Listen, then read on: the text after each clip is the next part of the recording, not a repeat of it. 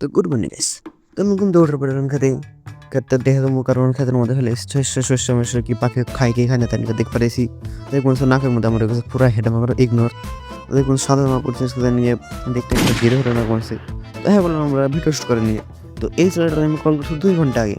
ছেলে আমার কি সিরিয়াসে যাবেন এখন আহে না এর নিয়ে 1 থেকে আধ ঘন্টা পর্যন্ত তারা রয়েছে।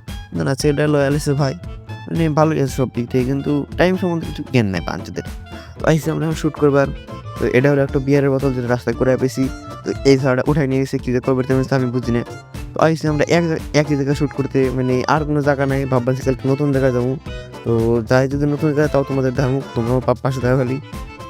তো মানুষের না গেছেন তা আমরা ভুট্টার খেত পারে যে মানে শ্যুট করে নাকি মানুষ দেখে তো কী করবো কও গাইস তোমরাই কও। এত আমরা হইলে হয় মানে দায়িত্ব জ্ঞান কিছুই নেই আমাকে। তো আমার একটা লাস্ট টেক ছিল, লাস্ট টেকটা দেওয়ার পর আমরা এখন বাড়ি যাবো। তো ক্যামেরাটা পুরো আর হিল বানছিল তার নাকি সরি। তো এই স্যারের এখন কীর্তিকাণ্ড তুমি দেখো তারপর কইও স্যারটা কেমন তাই তাই তুমি আগে কইও মানে কি কমো আর।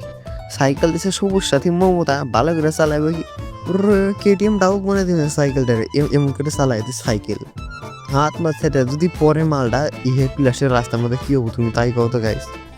যাই মানে আমার বাড়িতে মানে দেখো একবার রকেট বানিয়ে দিয়েছে, রকেট মানে রকেটও ফেল এর নাকি যদি 4 টাকা থেকে 4 টাকা করে মনে হারাই দেবো সাইকেল দিয়ে এর সমস্যা দিয়ে। তোমরা কি করো এরকম সাইকেল যাবো নাকি? অবশ্যই কেউ।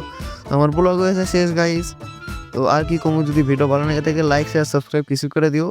আর যদি ভালো লাগে তো লাইক শেয়ার সাবস্ক্রাইব করে দেবো। আজকে নিয়ে এটুকুই। So by.